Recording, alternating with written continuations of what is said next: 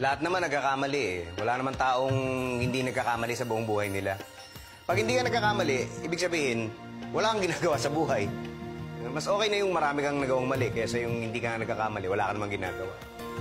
Pagka naman successful ka, hindi naman ibig sabihin eh, hindi ka nagkamali kahit minsan. Nagiging successful ka lang pag hindi na naulit yung mga pagkakamaling naranasan mo sa buhay.